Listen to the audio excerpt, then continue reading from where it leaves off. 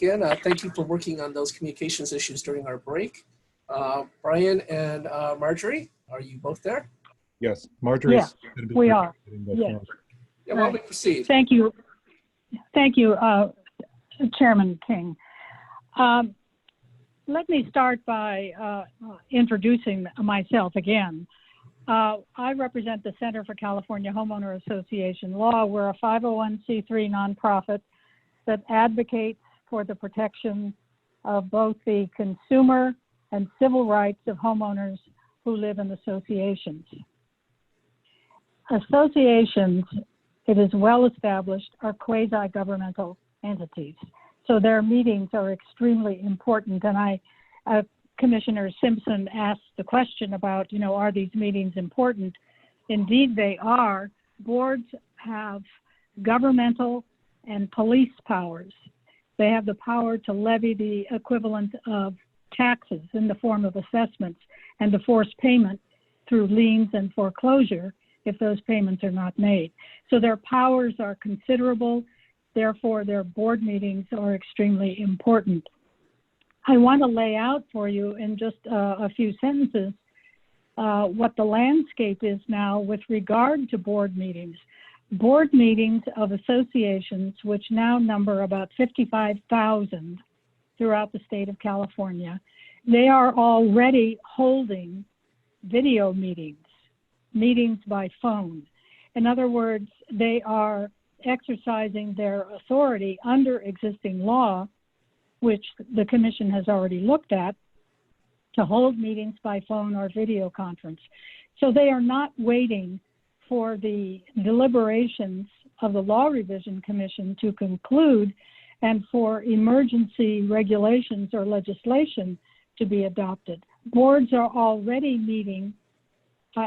Some of them have already been doing this before the pandemic hit, but the pandemic has only accelerated board meetings by video conference and by phone. I apologize that our second letter commenting on the legislation reached Brian belatedly, but that was beyond our control to some extent. But I do want to emphasize the main points that we made in our letter, which Brian now has in his hands. And the first one does have to do with the digital divide, which the Commission has already discussed, that homeowner associations in the rural areas really do not have cell phone service or internet access. I mean, this is a concern to the 37 counties in California that belong to the Rural Counties Association. It's been an ongoing and huge issue. So that is a major obstacle. And I realize that the Commission staff has tried to address that problem, that is the lack of internet access, by promoting the use of a telephone. And in our letter, in our comments, we do not mean any one comment to be the cause for dismissing the entire draft legislation, but just we want to raise the main points that need to be considered when looking at the draft legislation. So first of all, there is the digital divide. Second, there is the lack of equipment that homeowners simply don't have. They don't have iPads or personal computers. They may not even have cell phones. So we're raising these issues just as issues, not as strategies for dismissing the proposal, not at all. These are just points to consider.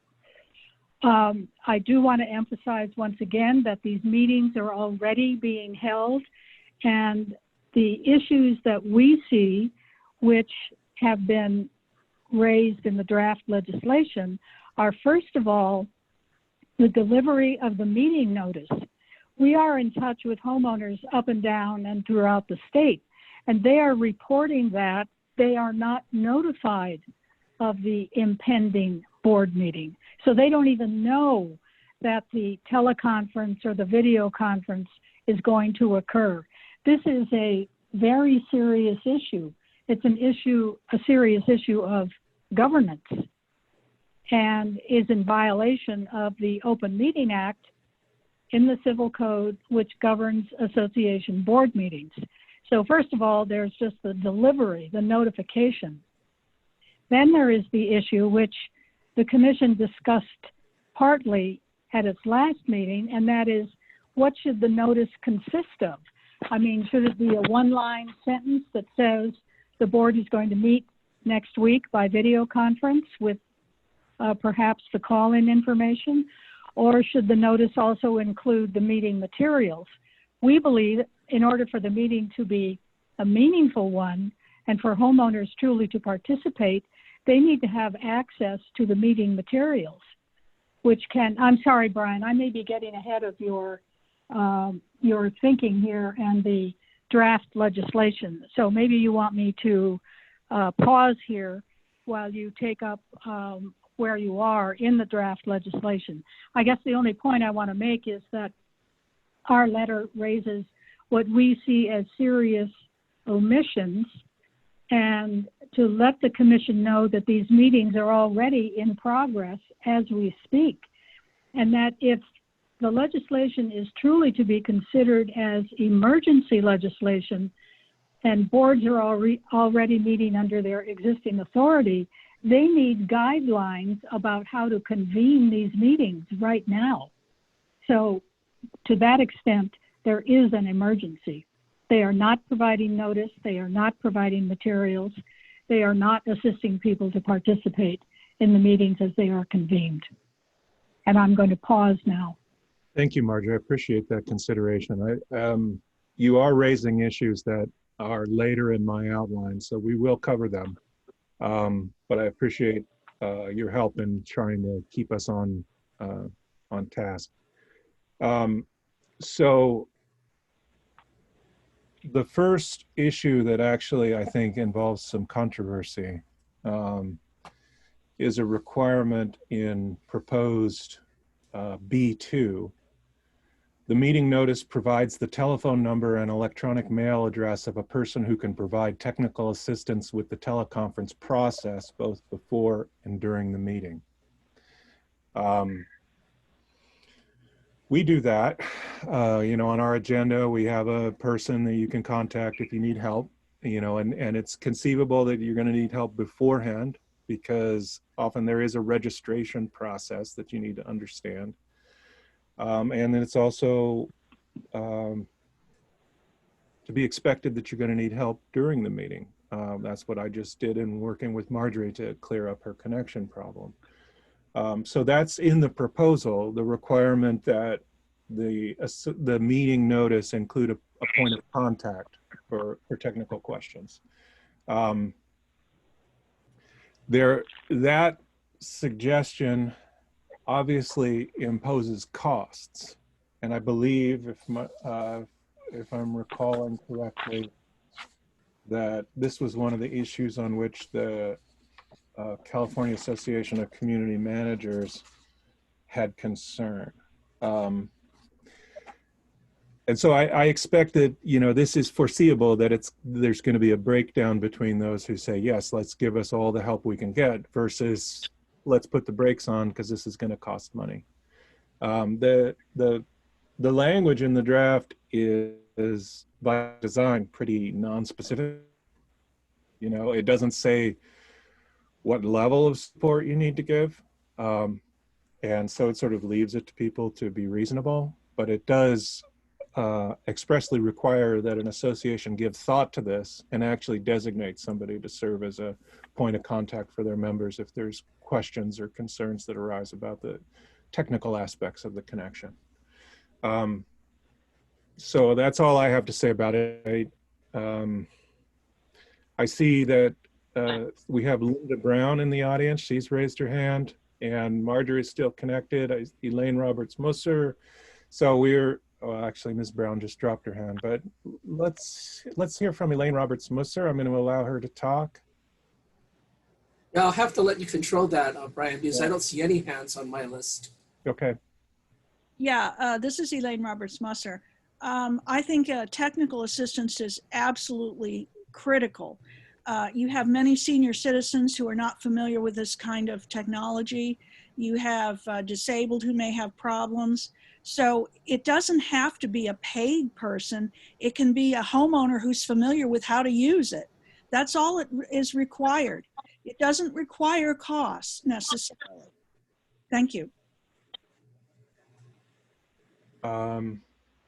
Marjorie, did you want to speak to that? I don't see a hand, but you're on the telephone, so that makes that difficult.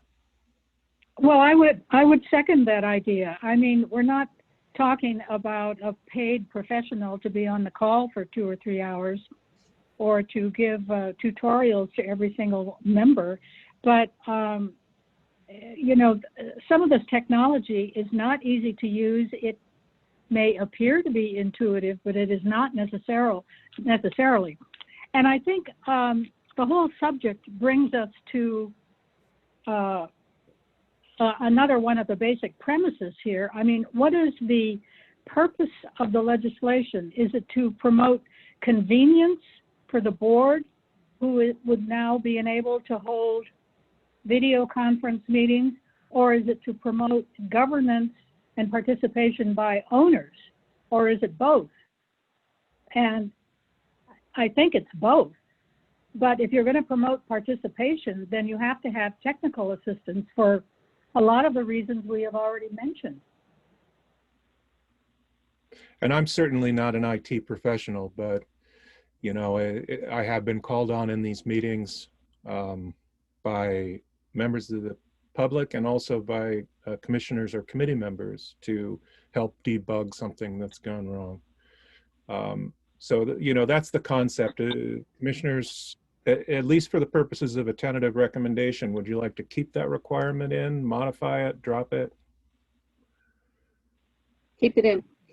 I would keep it in too. And then just like, you know, we've heard the Ms. Musser and Elaine Reese, or that, you know, it doesn't have to be paid. That was my first idea. And then also too, it could rotate, but I don't know if we want to insert ourselves on the actual process of how that should be managed. But I definitely think leaving in that component so that it's always top of mind, because it absolutely needs to be considered. Yeah. And one thing I would say, just for the new commissioners, that I think is an important thing to understand is that about half of these associations have 25 or fewer units. So they're small neighborhood groups without access to professional assistance.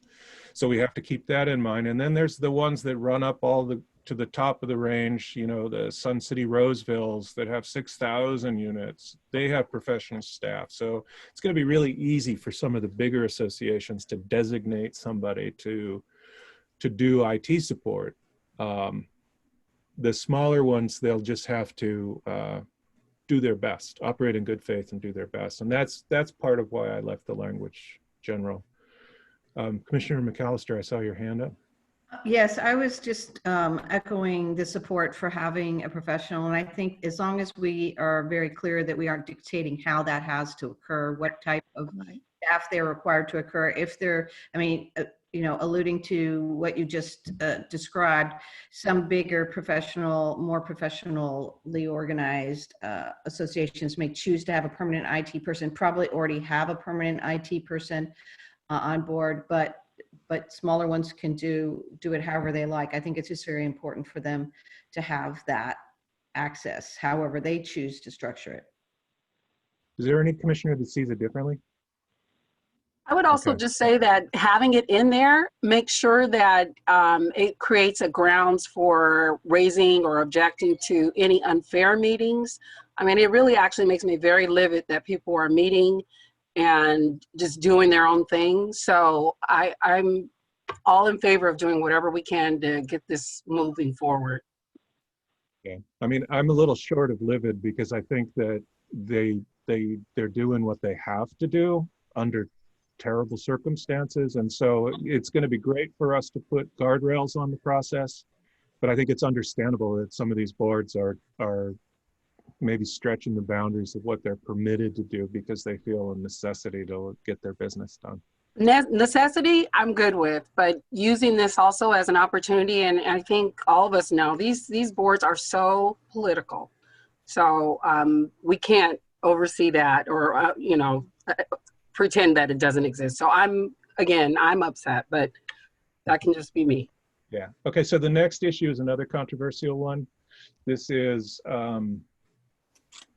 B3. The meeting notice is delivered by a method other than posting a printed copy of the notice. So let me start with a technical issue. Ms. Musser raised, I think, a legitimate concern about phrasing here, and I will work on that. But the concept is that under existing law, the Common Interest Development Law provides for two different kinds of notice that are then assigned by statute to different particular notices. They either have to be delivered by individual delivery or general delivery methods. And the methods are prescribed, and then those two alternatives are applied to each kind of notice that's required by law. So an agenda for a board meeting is a general delivery notice.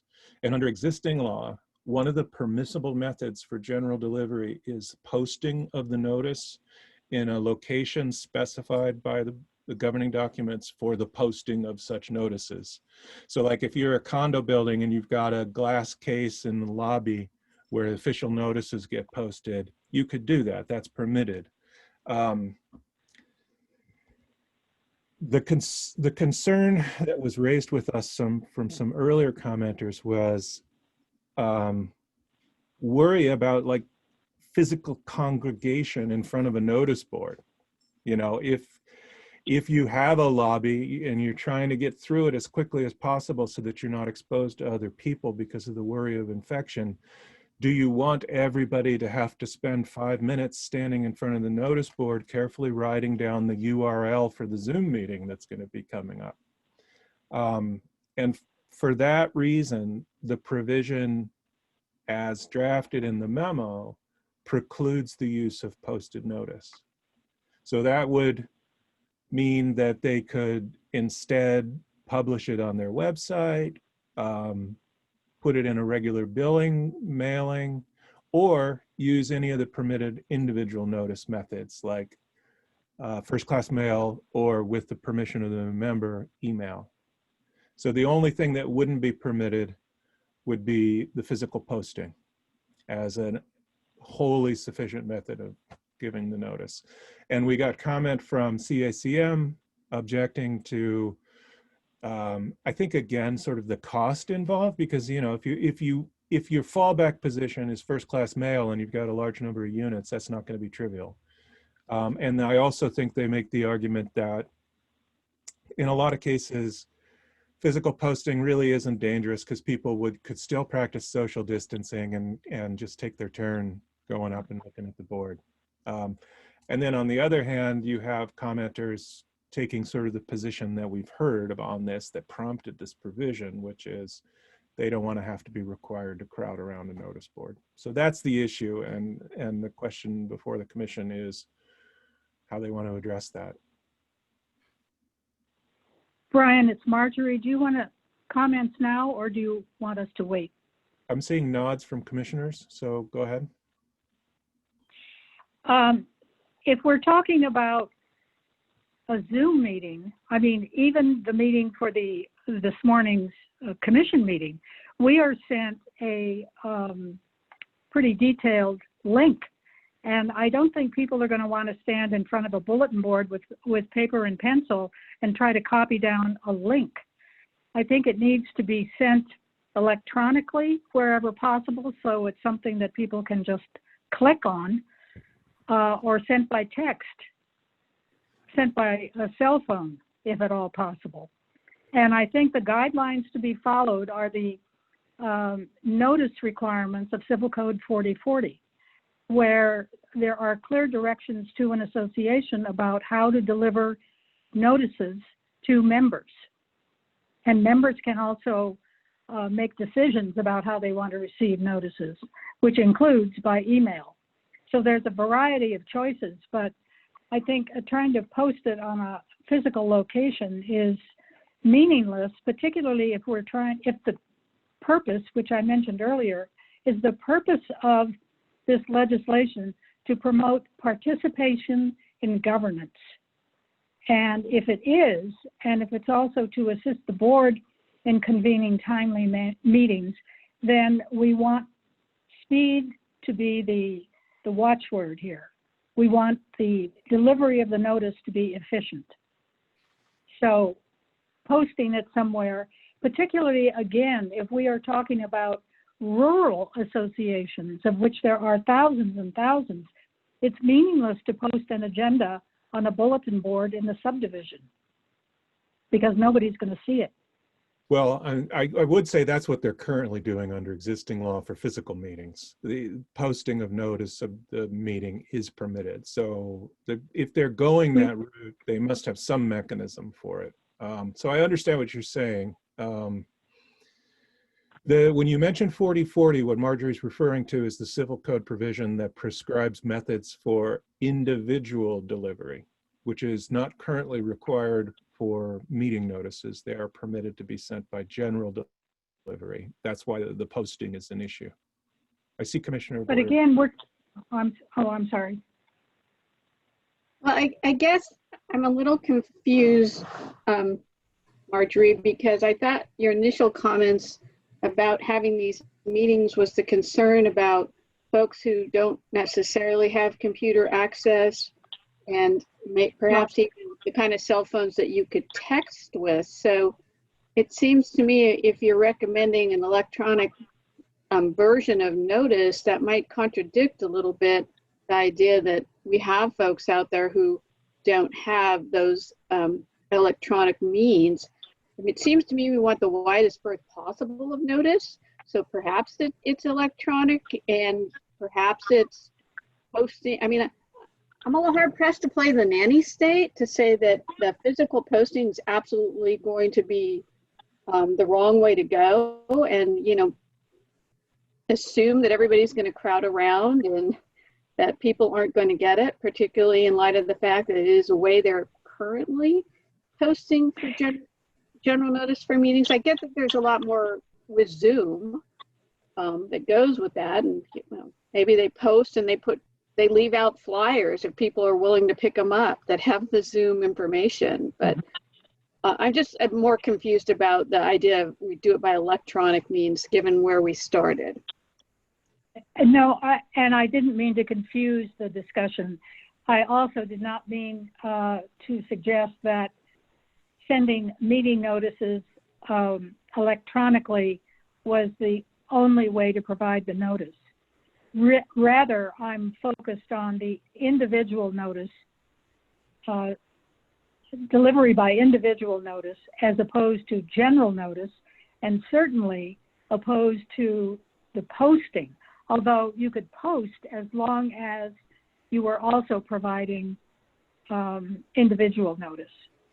So you could do both general notice posting and individual notice, but not only, you can't do just the posting of the physical announcement because that doesn't reach people. I saw a hand from Commissioner McAllister. Did you want to speak? I think actually this is now sort of sorted. I had the same concerns that Commissioner Boyer-Vine had, particularly for members who are in rural or smaller areas. I think that you can't, in my opinion, people are the creatures of habit. They're going to go to, they've always received notice by posting. I don't see any valid reason for taking that away as a means of notice. And that doesn't mean that it shouldn't also be sent by electronic means, but I think you have to belt and suspenders this approach and cover all the bases in order to be sure that there's the greatest likelihood that you are going to reach the people who need to be present for these meetings. That was my thought. There are Yes, hands up I in would the agree with audience. that. Those comments. Lane Roberts-Musser, his hand is up. Yeah, I think the commissioners are making some good points. However, I do believe that there should be some requirement that there be electronic notice because of the problem of getting that information, the link and so forth. So I'm okay, I think, with allowing, say, posted notice, on the grounds, but I think you do need to require electronic notice because obviously if they're going to access via phone or computer, that's electronic, so they ought to be able to get the message, the links, and so forth. And that raises an interesting possibility. We also have hands up from Mr. Peterborg and Ms. Brown, but let me, before taking them live, one possibility that occurs to me is sort of maybe a way to harmonize what people have been suggesting would be to leave alone the existing rules on general notice for meetings, so that they would continue to be required to give general notice of a board meeting, even regardless of whether it's teleconference. But if it is teleconferenced under our proposed law, they could also be required to provide electronic notice, but only to those members who have expressly authorized the use of electronic notice. That's a feature of existing CID law for individual delivery. You can't force electronic notice onto somebody who doesn't want it. So there's an opt-in mechanism in existing law, and we could supplement the existing general notice requirement with an additional requirement of electronic notice to people who have opted in to receive such notices. That would, be more of the belt and suspenders model that some people have been talking about. The next person who's got their hand up is Mr. Peterborg. I will allow him to have a connection to us. Mr. Peterborg, if you could unmute your mic, you're now live and able to talk. Are you there? We're getting a practical demonstration, I think, of some of the difficulties of teleconferencing.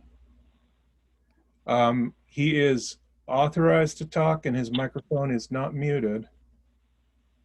So, Mr. Peterborg, we're running into the same problem we had earlier with Ms. Murray. So I think if you want to participate and comment to the commission, I think you need to make a phone call instead of using your computer connection, because apparently the computer connection is not working for you. So I'm going to go to... Does he have the phone number? It should be part of the credentials that he received along with the link he used to connect to this meeting. There's a range of phone numbers depending on where you are and whether you use the toll-free or not.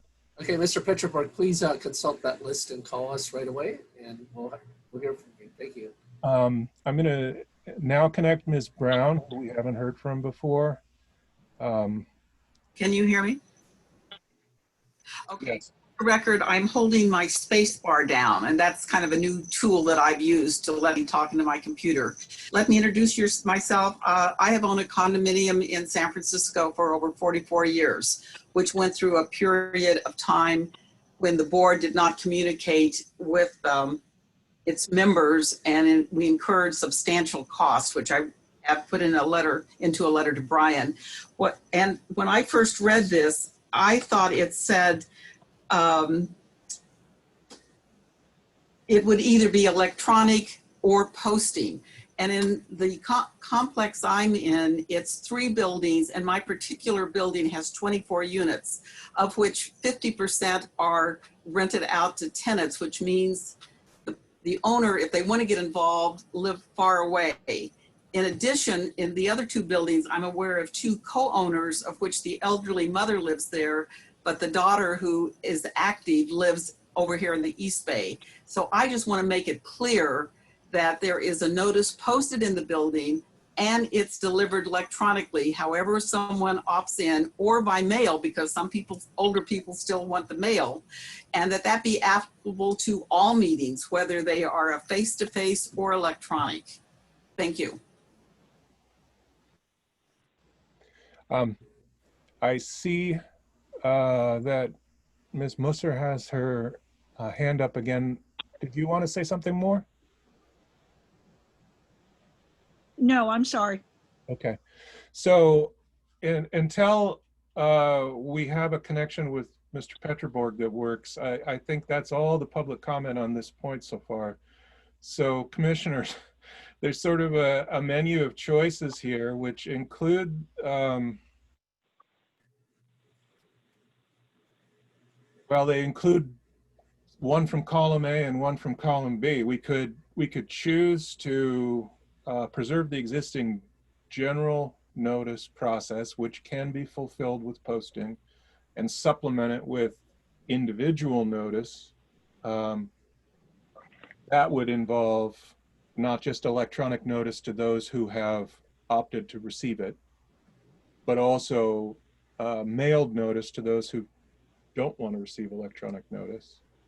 We could simply flip this so that it's no longer general notice, it's now individual notice. The costs go up significantly because you're talking about, you know, a mailed letter for a significant part of your membership. We could leave it at general notice with or without the posting as a permissible method. So there's a range of things. I guess maybe the best question would be, what outcome do you want in terms of the method of delivery of this notice? I see a hand from Commissioner Bovine.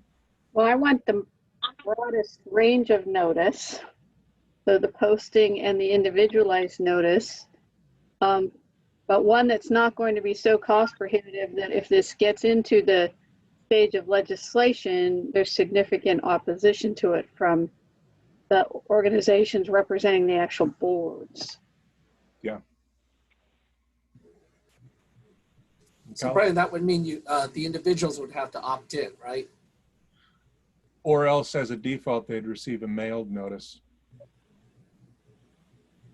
Commissioner McAllister.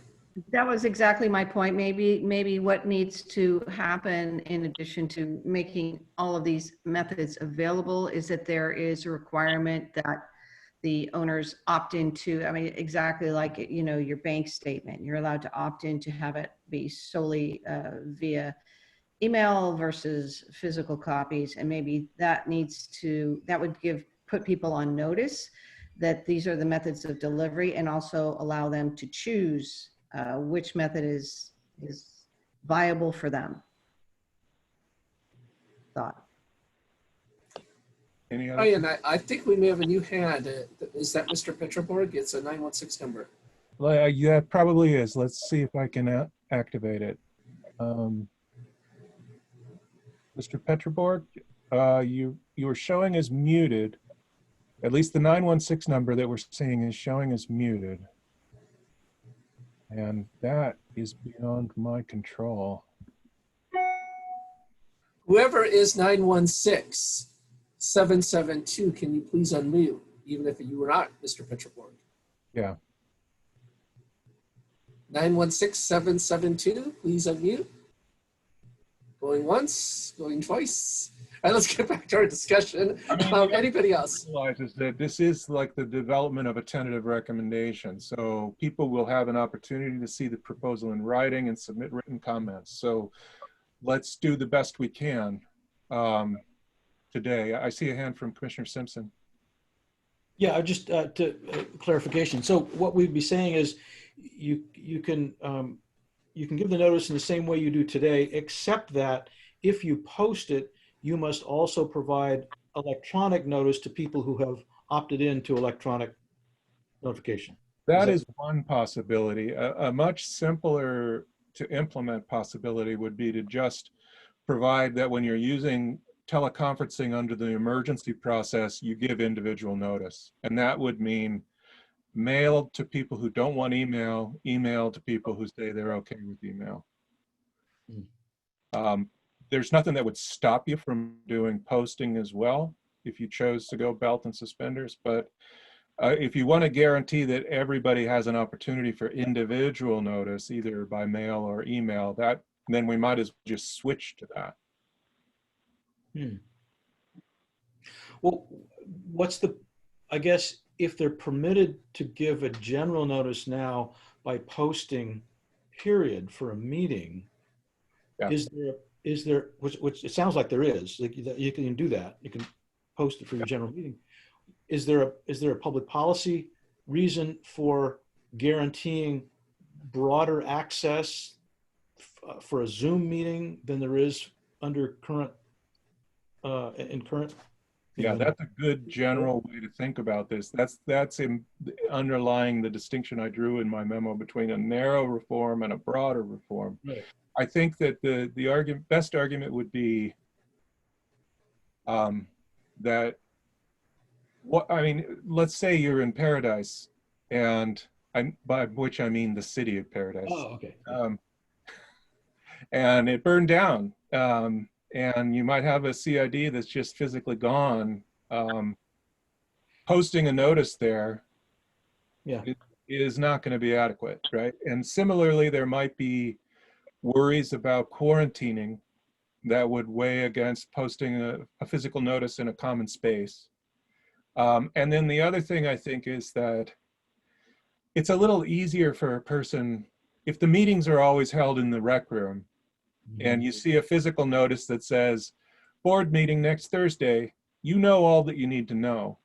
If you need to write down a 50-character URL and the backup phone numbers for when your microphone doesn't work, it's much easier to have that mailed to you or emailed to you than to try and get it off the notice board. So those are, I think, the distinctions that would justify doing this for Zoom meetings, for teleconference meetings, as opposed to regular board meetings. But that's the question. Yeah, okay, thank you. Commissioners, so anyone want to make a motion?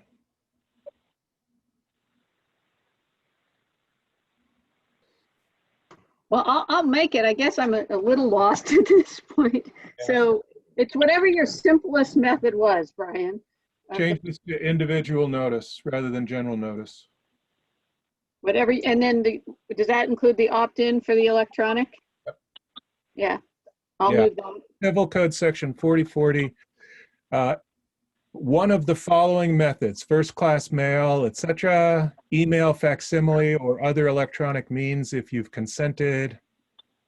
And you can get it to a secondary address if you've requested secondary address mailing. So it's the method that we designed to provide the greatest degree of actual notice.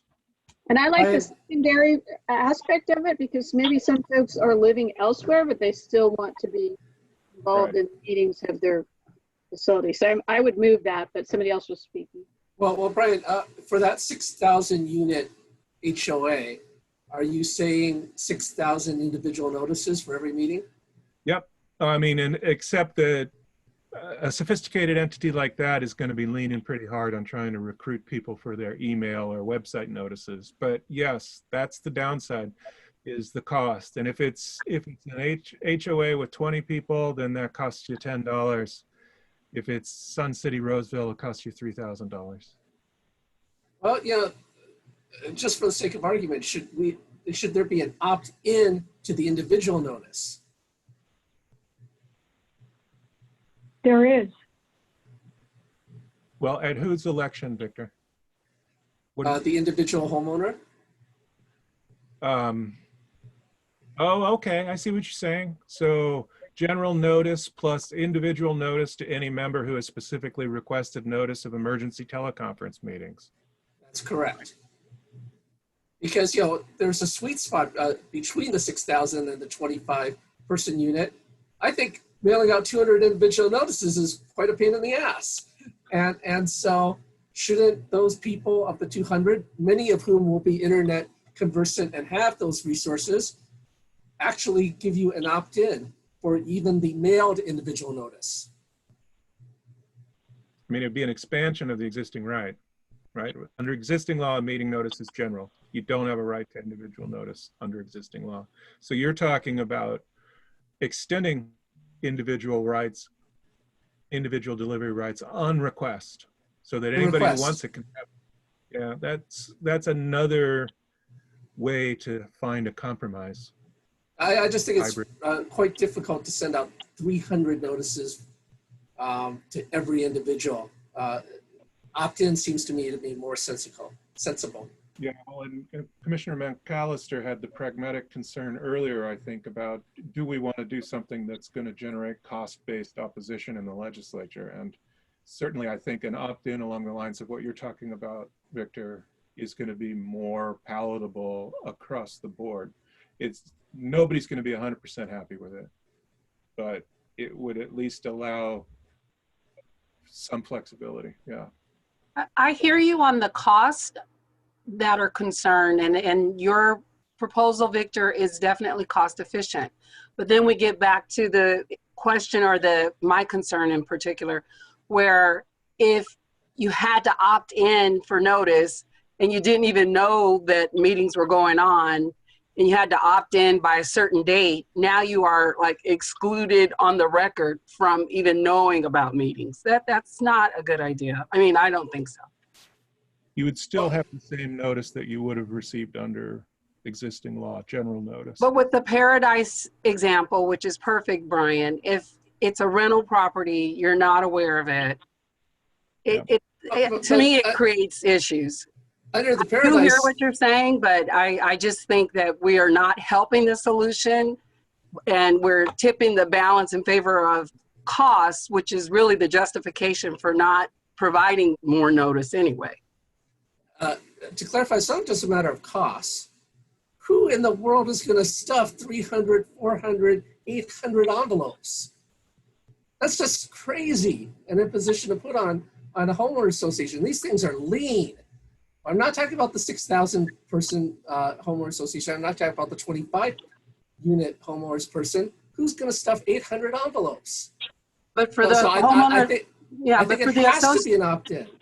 For the association, well, the associations that already exist, they already have a mechanism in place. So usually they already have they outsource it to a property management group or whatever they're doing right now. So I don't think we need to kind of reimagine how they could be much more efficient. I don't think that's our place. I really don't. I don't want to make it more complicated, but here's the issue that I think you're raising. How will they get the information that they need to opt in? Because you're concerned they won't even know that they've been invited to opt in. And that seems to me like almost a separate procedure. I don't know if we want to micromanage to say that, but at some point they have to be all told individually that they can individually opt in the future. So that's a complication there, Brian. Yep. But Brian, can I speak to that issue, because there is actually a statute on that. This is Marjorie. There is a requirement that on an annual basis, the association solicit from every homeowner contact information and information about notice requirements. So it's already in statute how that information is to be solicited on an annual basis and how it is to be inserted and recorded in the association books. Because, getting the communication going between the association and the individual homeowner is of vital importance on many matters, not just board meetings. So that was one of the pieces of legislation that we worked on a couple of years ago, the whole issue of notice and how it is to be obtained and recorded. So if there's an annual requirement to ask them how they want to get notice, it seems to me it's very easy then to ask them, do you want to individually opt into an individual physical mailing? Yes. So, and they are under the, sorry, go ahead, Brian, I'm sorry. in terms of it sounds like that's an elaboration of your concept, Victor, that in addition to the opt-in, we would look at the existing law for sort of the solicitation of member address information and perhaps adjust that to require that they expressly invite people to opt into this kind of a mailing. Right. And now that we're talking about thinking more globally, look, we're living in a world where physical mail is going away. So let's just be realistic about that. So opt in for physical mail, not a default of physical mail to everyone in the association. That's what I'm advocating here. That is a big step further. You're not talking about for every kind of mailing that a CID. Oh, no. Right? I'm not talking about every mail. I'm just saying, just the general concept that I think it's rather troglodyte to presume the presumption is we need to physically mail individually for every meeting notice. I'm not sure we're there yet, Victor. I think that my own experience with my mother, she has no email. Even if she did, she'd have difficulty using it. I think there are a lot of senior communities where. Oh yeah, it can be argued from every direction that people don't want more junk mail either, or Barbara wants to argue it from a direction. Yeah, I guess I just wanted to suggest that, you know, another way of approaching it would be to impose a general requirement that the board exercise good faith in attempting a reasonable, in a reasonable manner to contact the members given the nature of the emergency or something along those lines. Yeah, that's certainly another model. I can say that there's usually not a lot of trust and good faith in this subject area. I understand that, and you know, it is what it is. There's downsides to everything. Yeah. Okay, so Brian, it sounds like people do want individualized notices in addition to the general notice that's posted, in addition to the electronic notice. So is the only decision point whether or not the individual notice will be an opt-in or just a default? Am I correct on that? Well, if it's a default, I would relieve them from the general notice requirement because you'd have duplication. And if it's not a default, then yeah, opt in, opt out. I think, yeah, that's sort of where we wound up. Okay, and through all these schemes, there's physical posting as well. In every case. That's a general notice, isn't it, Brian? That's for general notices. Okay. But like I said, it's always permitted. You can always post. It's just a question of whether that's sufficient. Does it? Please, just because I was raising a point doesn't mean I would just love to see language because I'm at the point where I'm slightly confused. All right. If you could move to give you the general parameters with the opt-in for the individualized notice and the general posting, and then you could come back with language. Because even looking at your language now, Brian, I'm not sure what was contemplated by it. Right. Yeah, and that was the concern Ms. Musser had. So, okay. I'm also got my eye on the clock, and we're running out of meeting time with a lot more stuff on the menu. So you'll bring this back next month, Brian, with a couple of alternative proposals. I'll do that. Okay. The next provision should be uncontroversial. There may be some wording tweaks that could be made, but it's just B4 says every director and member has the same ability to observe and participate in the meeting that would exist if the meeting were held in person.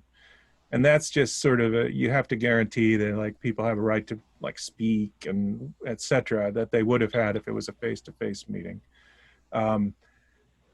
Commissioners, do you have any concerns about the concept? I don't have a concern about the concept. When you say members, are these board members? Well, or those members of the association? The board members are the directors. Member is a term of art for homeowners. You may want to choose another word besides observe, particularly if people are coming in by phone, because arguably maybe they're not physically observing them. Yeah. So commissioners are okay in concept, subject to possible wordsmithing. Does any member of the public object to this? Because right now the default is that we're going to do it. Okay, is that all right? Preserve that with maybe some language improvement. The next provision is one on which there's discussion. B5, any vote shall be conducted in a way that makes clear how each person entitled to vote has voted. And then unanimous consent and acclamation are sufficient for this purpose. Now, we received objections to the second sentence. In part because, you know, if you're talking not just about director voting, you're also talking about member voting at a membership meeting. As Murray points out, that's not always permissible legally to have oral voting of membership votes. The general rule is written ballots only.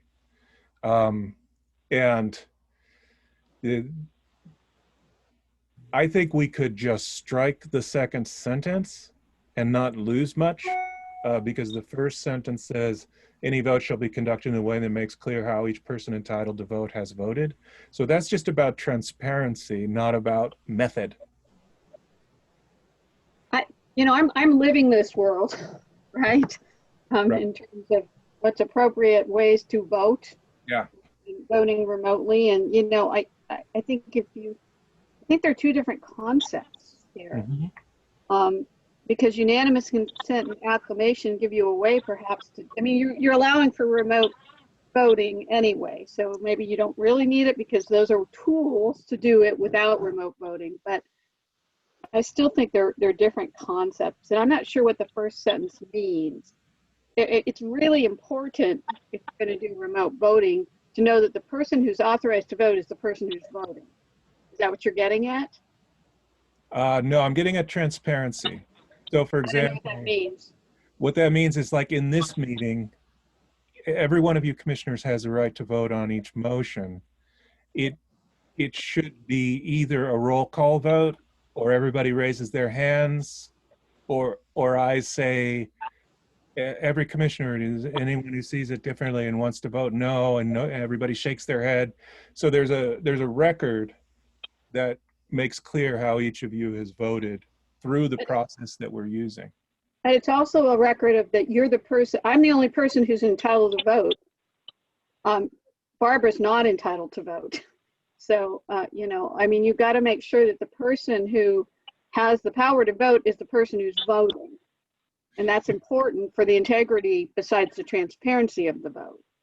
Right. And that's not what the language was aiming at.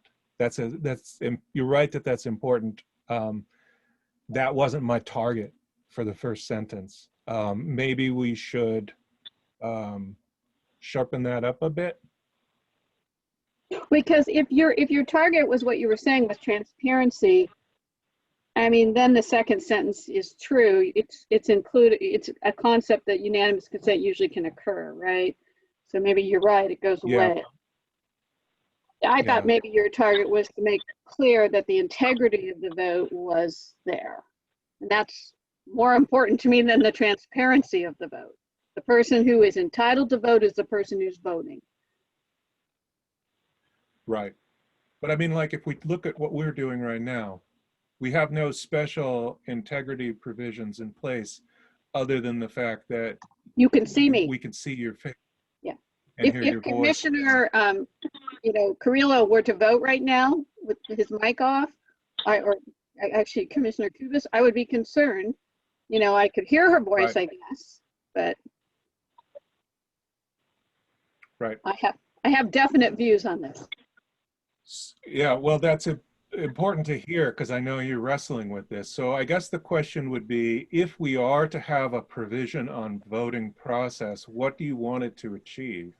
I think transparency was in the forefront of my mind because the governor's executive order on teleconferencing for public meetings says that votes have to be roll call votes.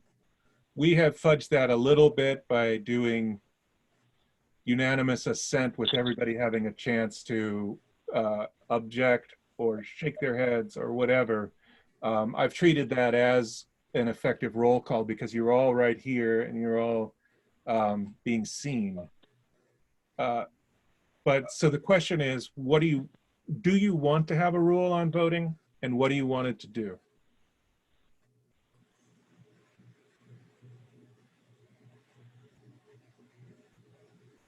Brian, are you taking comments or? Chair, do you want to take comments at this point? I'm not seeing. Yeah, certainly. Yeah, I would like comments because I think we as commissioners don't really know enough about this topic to do this on our own. Yes, please. Was it Ms. Brown that was trying to make comments, or? Yes, Brown? I do. I would This is just Marjorie. add Marjorie, just 1 minute. Let's hear from Ms. Brown. Hand up earlier. Sure. I agree. There's integrity, there's transparency, but I would like to see the minutes reflect how people voted, because how can you vote for another board member unless you know their history? And it's not sufficient to just say the board voted 7-2 or 5-1 or whatever it is. Thank you. Marjorie?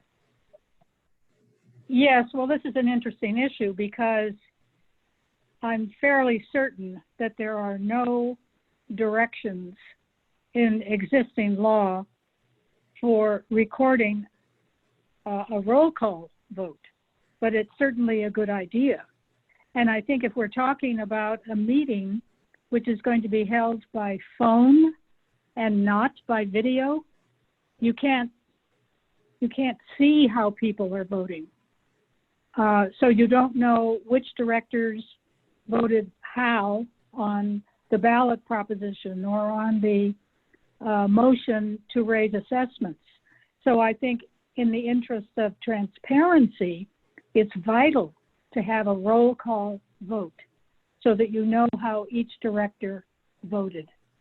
And then, of course, we have other things to say about archiving the meeting too, but just in terms of the vote itself, I think it's essential to have a roll call vote, particularly if we're talking about a phone meeting where people are not tuned in by video. So you don't know how people are they raising their hand or saying yes or no or whatever?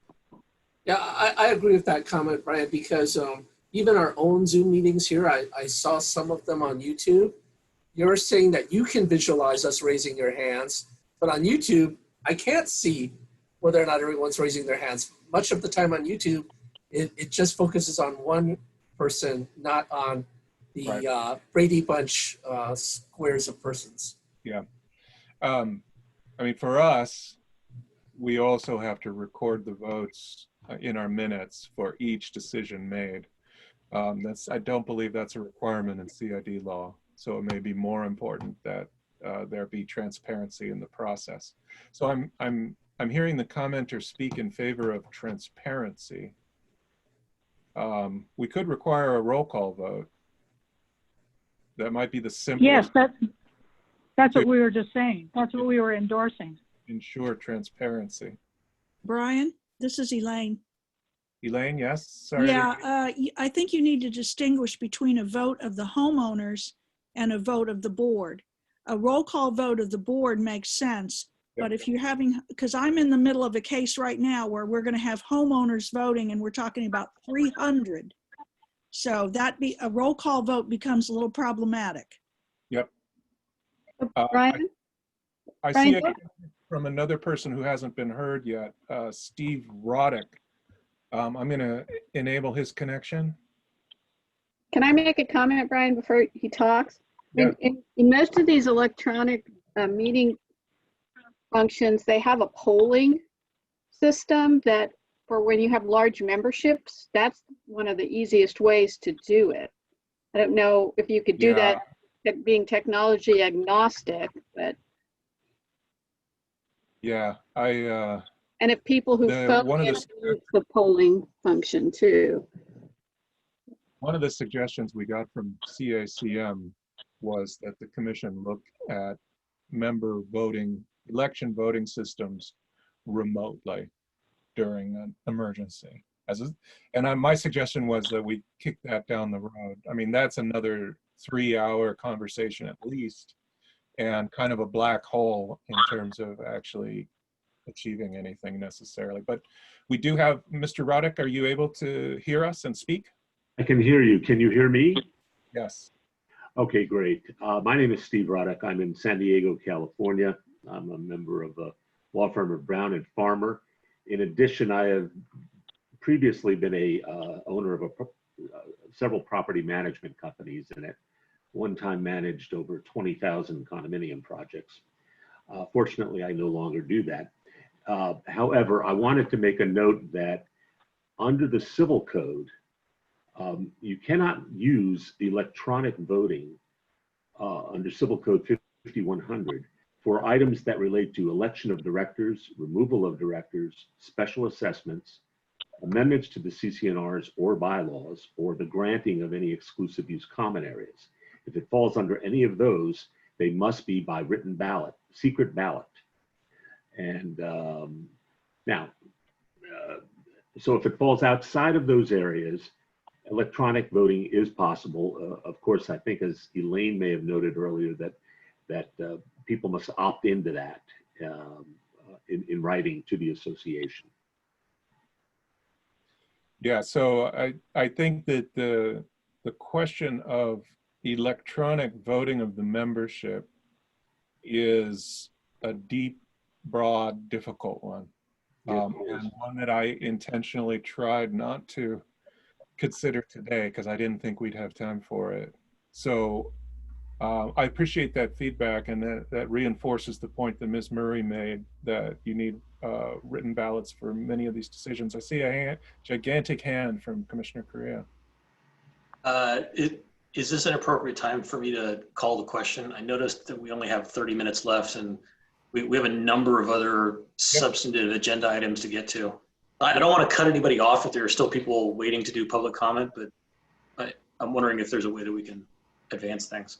I think we could. I think there's probably consensus on transparency through a roll call vote for votes of directors. Is that correct? Anyone see it differently? Then I call the question on that issue. Do you second on that? Okay. Every commissioner agree to including a provision along those lines? Yes. You need a formal vote on that, Brian? No, if I get unanimous assent. Okay, all right. Please raise your hand, commissioners. Yeah, I roll see. Roll call vote for directors, not the general membership, for directors as a transparency measure. Yeah, and then okay. And maybe just silence on membership until we have a chance to drill down and give that more careful analysis. Correct. And I would also suggest striking, if we're going to roll call vote, striking the reference to acclamation and unanimous consent. Okay, Makes so sense. That's embedded in the decision. Okay, the next point is a requirement that any teleconference meeting permit the use of telephones. We've seen for ourselves the importance of that. Any commissioner disagree with that? Is there any member of the public who objects to that? And Ms. Brown, your hand was up earlier, so I don't think you're signaling your objection to that. Okay. All right, so we're good on that for now. And Brian, if I could just add to, just for process, I appreciate your concern, Commissioner Carrillo, but we do have stakeholders that have, carved out time right now. I appreciate trying to push things to get it done. If we had to table it because we're meeting so frequently now, I think we would table other agenda items maybe for the next meeting and make use and get through what we can on the CID stuff. Okay, so next issue, we're moving into the realm that I characterized as broader reforms, which is improvements to the meeting process that I don't think are tied to emergency response and emergency conditions. They're just general proposals for the improvement of the conduct of meetings. For example, one of the main ones that came up was, let's make all of these teleconference rules applicable to all meetings. So instead of these proposals being just for emergencies, you would change it so that any meeting of the board could be conducted entirely by teleconference. That would be the main thing. And there were concerns expressed about that. I know in particular, Ms. Musser wrote that, there are still going to be people who would rather meet in person if they can. And if there's no public health related reason to preclude meeting face-to-face, then why deny people that existing right to insist on a face-to-face meeting? And I found that persuasive, at least for the purposes of our tentative recommendation. I think it makes sense to continue to limit these reforms to emergencies. Does any commissioner see that differently? Any member of the public want to argue for making this generally applicable rather than just in emergencies? Ms. Brown? This is Marjorie. I'd like to. Okay, the part of the Go ahead, problem, Marjorie, is your hand doesn't show since you're on the phone continuously, but go ahead, Marjorie. Okay. In terms of continuing or permanent reforms, I think one of the issues that needs to be looked at is the issue of notice and how notice is conveyed. The other is the provision of background materials so that meetings are meaningful. The other is the institution of the roll call vote so that the vote can get recorded in the minutes so that members know how directors have voted on a given issue. And we haven't talked about the archiving issue, and maybe you're going to take that up later, but I think that there are 2 or 3 issues that should be embedded in the Open Meeting Act and in the noticing requirements. And this goes to the issue that had been raised earlier, whether a particular reform should be made because there's something about emergency teleconferencing that requires it, or whether we make it on its own merits. And that's kind of the distinction that I drew in the memo when I was talking about broader reforms. There may be things that could be just good ideas for meetings in general, but if they're not necessary to enable emergency teleconferencing, then arguably they're outside the scope of the study, especially if they were, well, I'll stop there. And Ms. Brown, you had your hand up.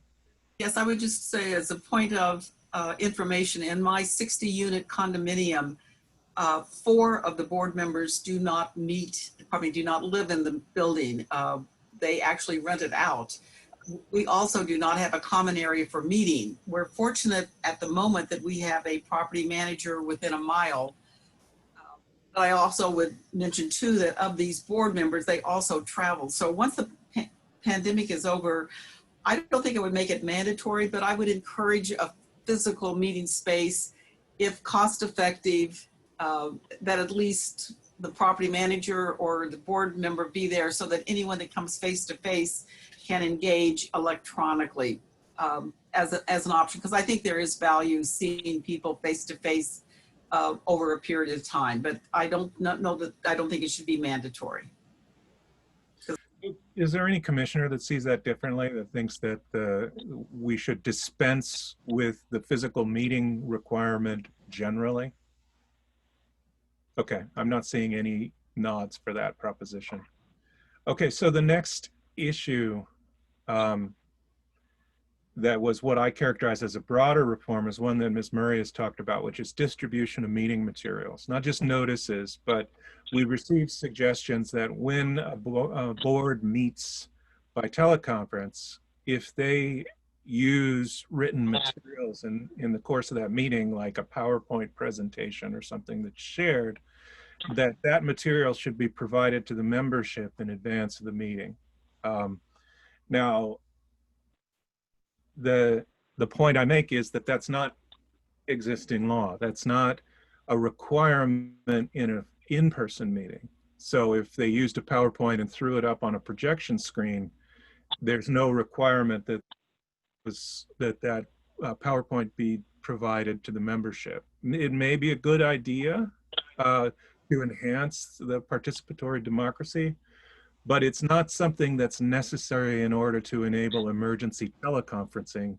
It's just a suggestion as to how to improve the meeting process. And so I'm inclined to try and keep a tight box around this study so that we can explain it to the legislature as an emergency related reform without having it fade out into sort of a limitless landscape of just general improvements to CID law.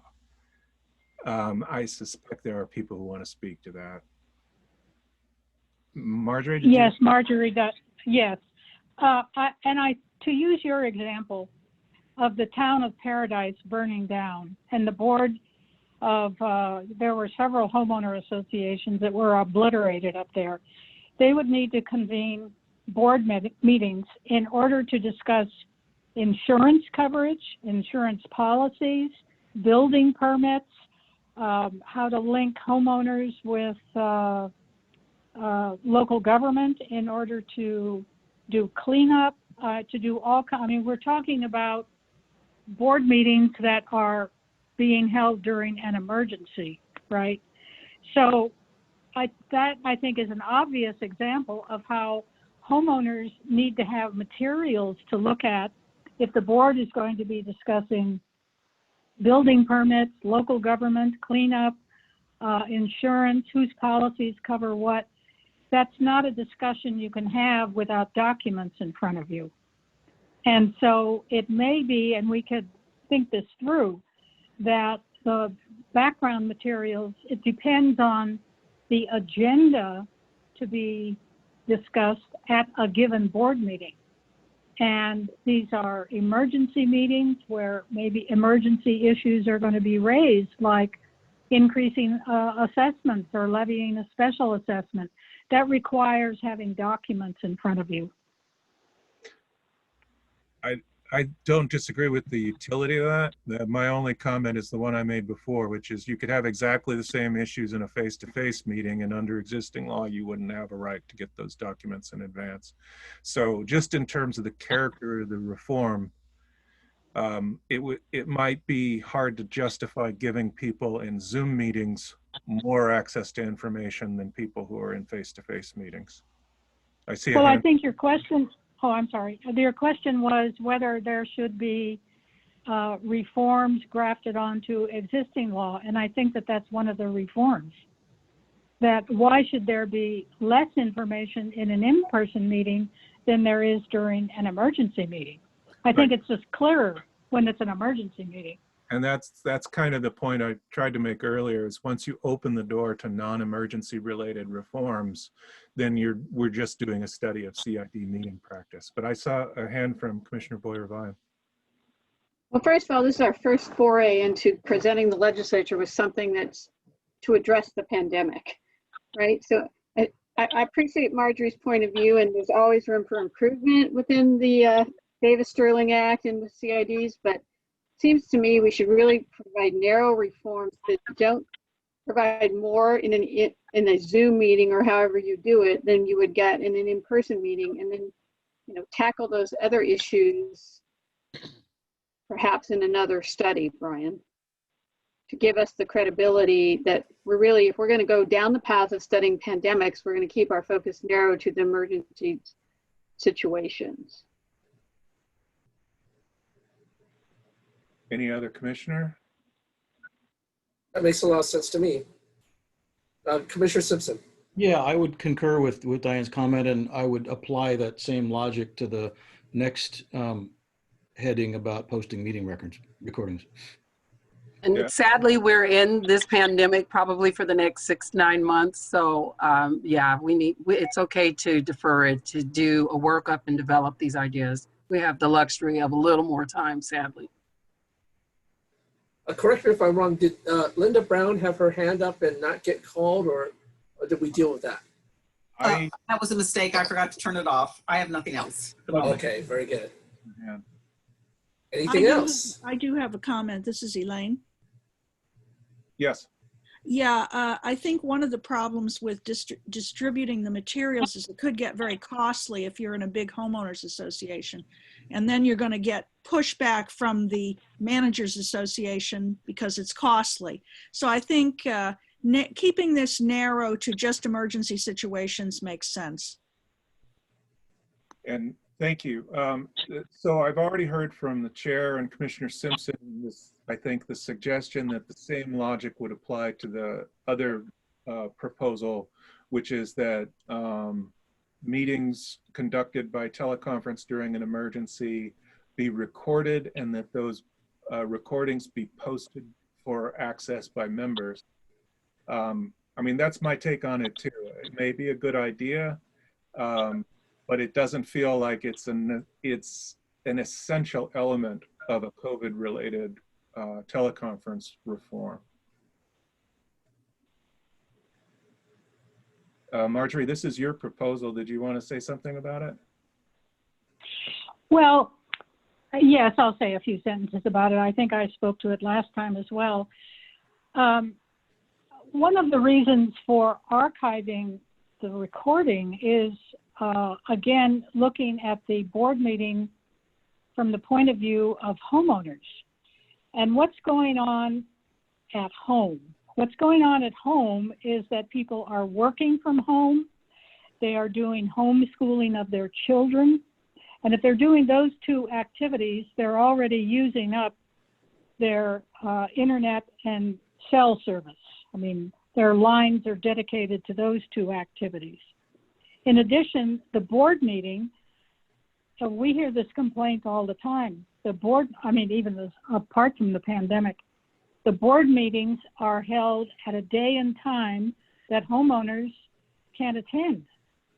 They're held at night or they're held during the workday. So from, just a logistical point of view or a participation point of view, homeowners are not able to engage much as they might like to.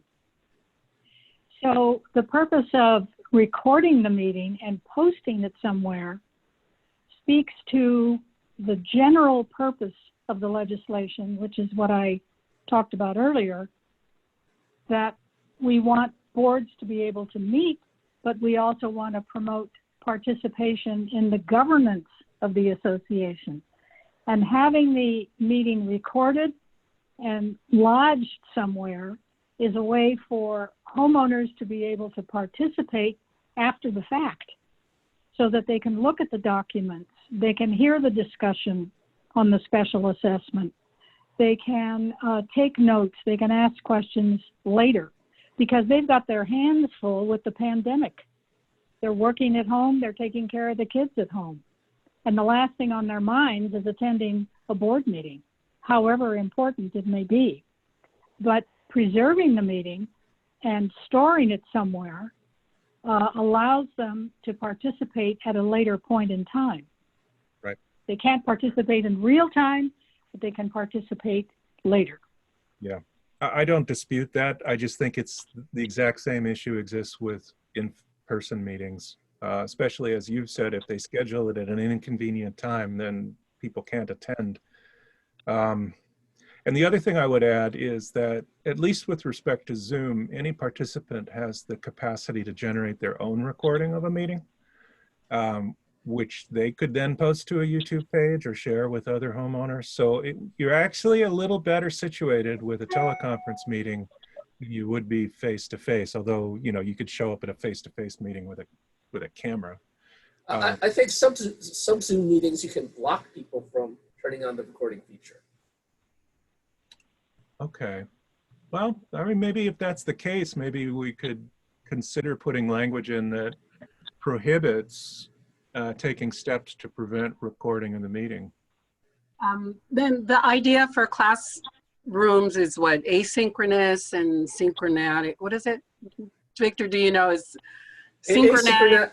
Yeah, asynchronous means you could pull it up anytime you want to in the middle of the night. And synchronous is you have to be live with the instructor or the others. Yeah, so that is probably an issue we probably need to develop, because that would create a whole different set of privacy issues, and there's a lot that goes with that. I don't know, just something to think about. Ryan, do you need to vote today on this, or you want to reformulate it in some way where we have? Well, I guess that I don't want to just keep revisiting it at every meeting until we get to a tentative recommendation. And there's a little bit about that. What vote do you need from us right now? If the commission concludes that this is a nice to do that isn't essential for teleconference meetings, and it would like to limit this proposal to matters that are necessities for teleconference meetings during an emergency, then the decision would be that we not include anything about recording in this proposal. I'll move that. I'm for that. Any objections to what Brian just said, commissioners? No. Okay. And you have what you need? Yes, I do. And that actually concludes that item, leaving us 10 minutes for the entirety of the remainder of the agenda. We can make it a good try. We will not vote on officers this meeting. We'll do that at the top of the next meeting. Let's turn to state and local access to consumer information, memorandum 2020-36. Oh, I don't know. 10 minutes is maybe not enough time for this. It's got a complicated. Should we table that one? Yeah. Okay, we'll table that. There's something to be said for I mean, Barbara's going to have a suggestion maybe for something that she wants to deal with today, but there's something to be said for kicking most of this over. I think we're going to have to, and maybe keeping CIDs off the next meeting agenda just to give some oxygen for the other studies. Barbara, what were you going to say? I would like to know if there are stakeholders who've been hanging on the line for any of the particular items, and if so, let's at least find out who they are, what item they're here for, and whether perhaps we can accommodate some of them. Chris Conley. ACLU. I am allowing him to talk. You need to unmute, Chris. At your own peril, of course. So thank you. So Chris Conley with ACLU. I was hanging around for the interception discussion that was next on the agenda. My first order of business is to apologize for not having submitted written comments because our opportunity to do so the last week has been foiled by events outside of my control. I have no qualms for in punting that particular issue over to a time where we might have more opportunity to discuss, and I might be able to get my ducks in a row and send my comments in writing instead of in person. Okay, thank you. Okay. So we'll move that item to next month. No objections? John Okay. Anderson has his hand raised. This is TexCom. I am going to allow him to talk. Okay, John. All right, can you hear me? Yes. All right, good afternoon, everyone. I am here on the study regarding the application of family protections to non-probate transfers. Well, that's our next item.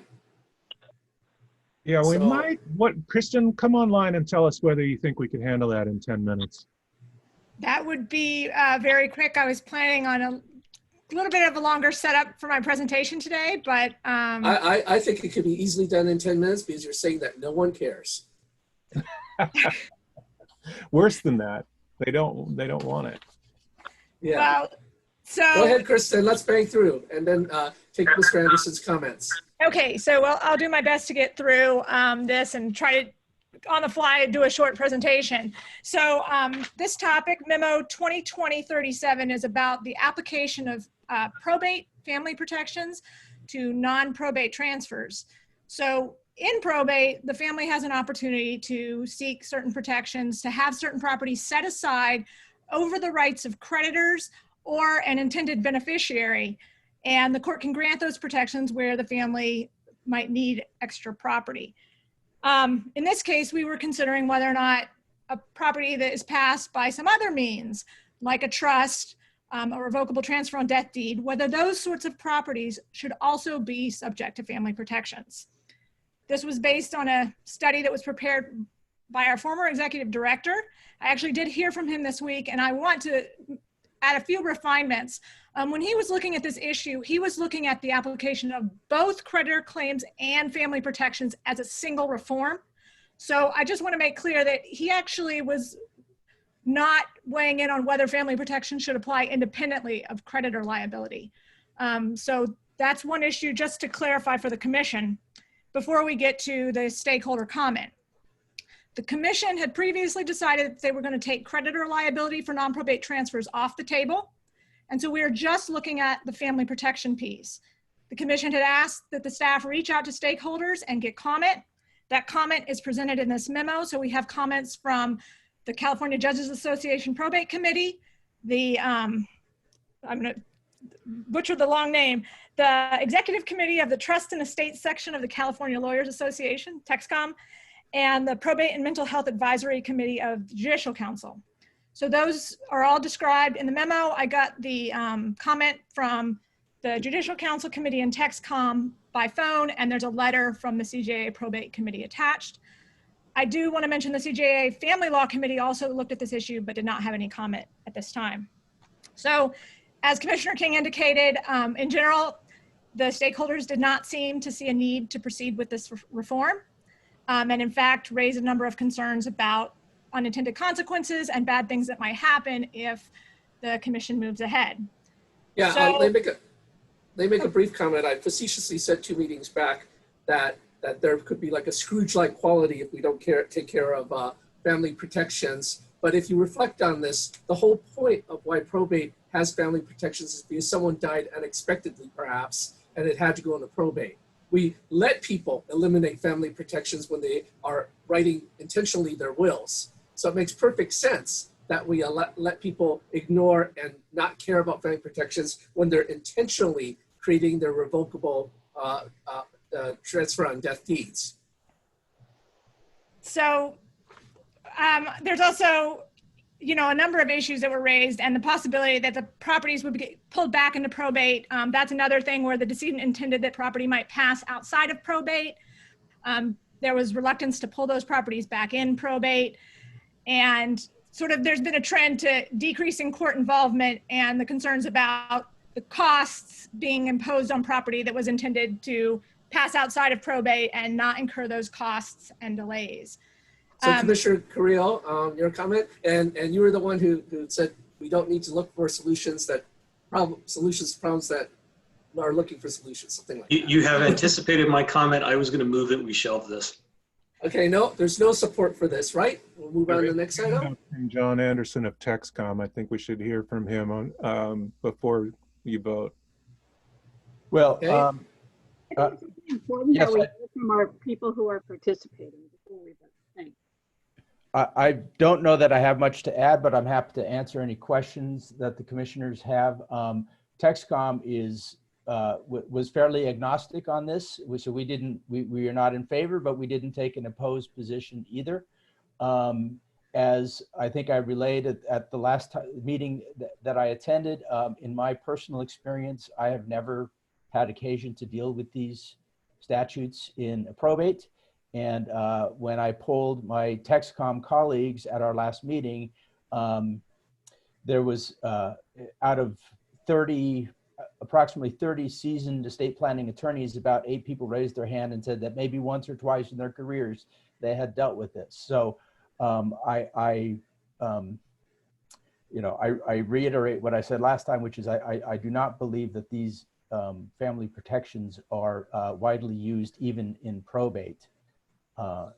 So I make a motion that we do not incorporate family protections into the non-probate transfers. Second. All those in favor? Well, any discussion? No? All those in favor, say aye, raise your hand. Aye. Aye. Anyone opposed, raise your hand now. No opposition, no abstentions. Very good. Next item, stock cooperatives. Yeah, I don't think I can do it in 2 minutes. If Okay. you want to run over, I could do it. I could do it in 5 minutes, and we have John Anderson here. So. Oh, okay. If Mr. Anderson's here, let's do it in 5 minutes. All right.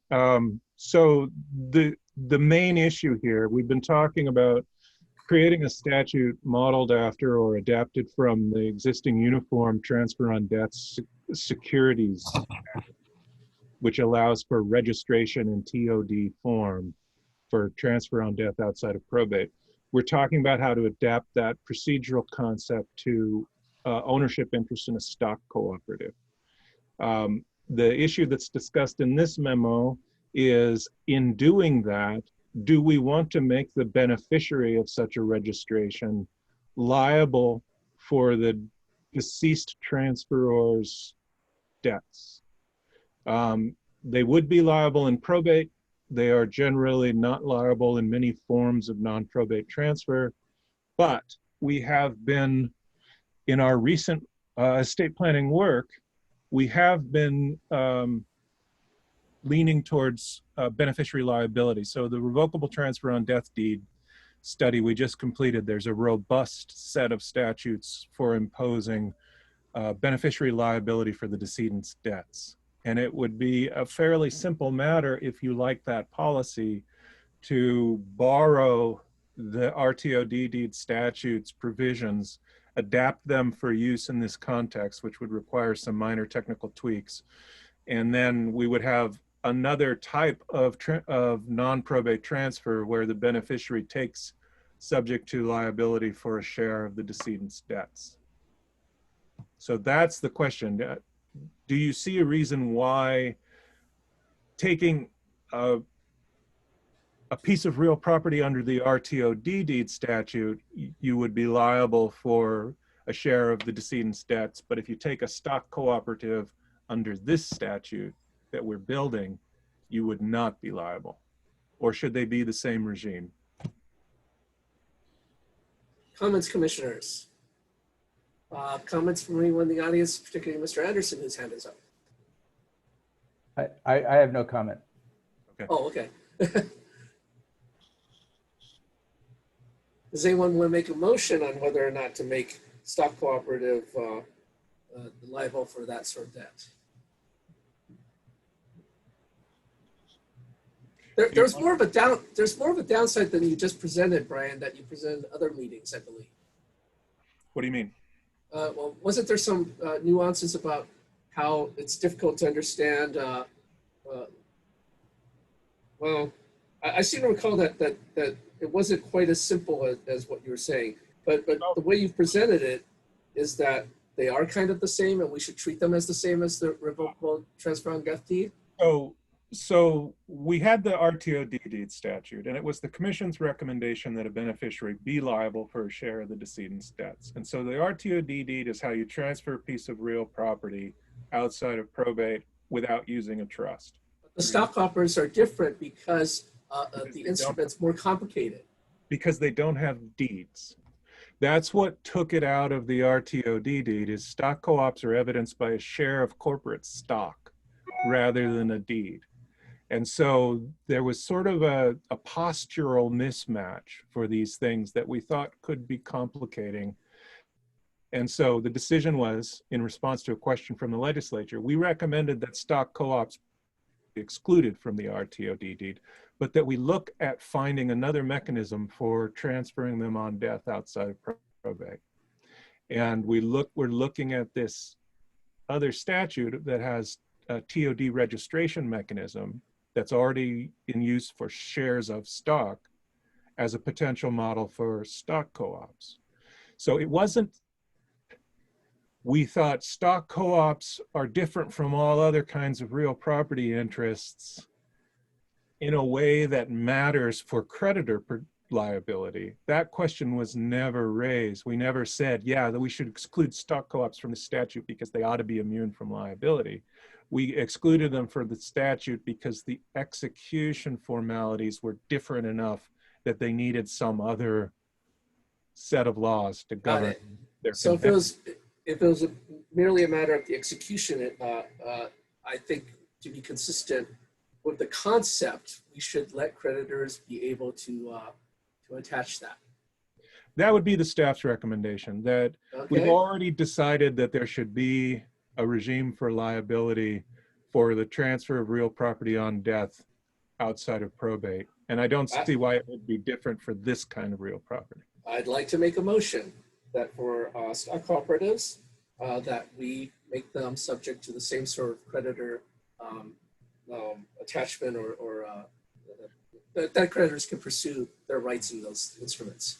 You're moving the staff recommendation? Yeah. I second. Any comments from anyone? Mr. Anderson, your hand is not raised or raised, or? It's not, it's raised from previously. Okay. All those in favor, raise your hand, say aye. Aye. Aye. Anyone opposed? None, no abstentions. I mean, this for the last item, Brian. That's Barbara's, I don't know.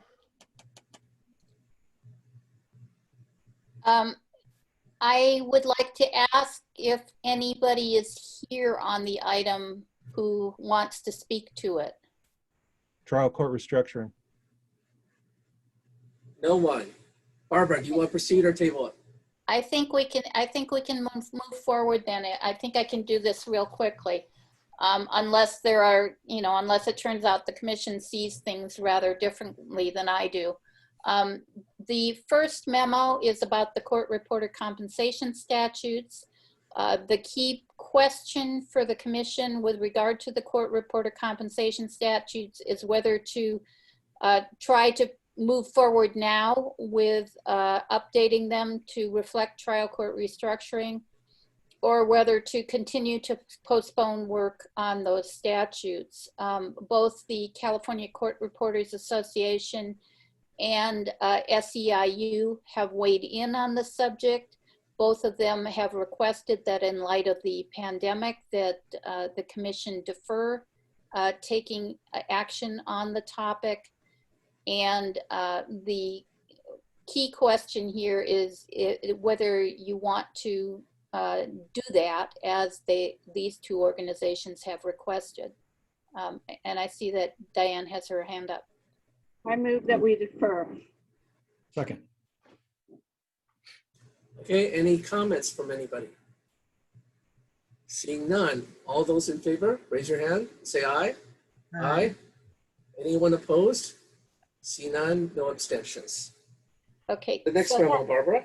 Now, having made that decision, what kind of mechanism do you want to use in terms of bringing this question back to the commission again with regard to when it might be appropriate to take a look at the statutes? And one suggestion that the staff made in the memo was to just have the commission specifically direct the staff to address that point each year in the new topics memo. Does that seem like— That sounds excellent to me. Okay. Any objections? No, why don't you go ahead and do that, Barbara? Any abstentions? Okay, we will handle that each year in the new topics memo. Does anybody think there's anything necessary with regard to memorializing the current state of work on this topic, or can we just rely on the memos and the minutes? I think we rely on the memos in the minutes. Okay, then we're done with that one. Okay, the final memo, 2020-40. All right, and the other memo is about the precedential value of an appellate division decision.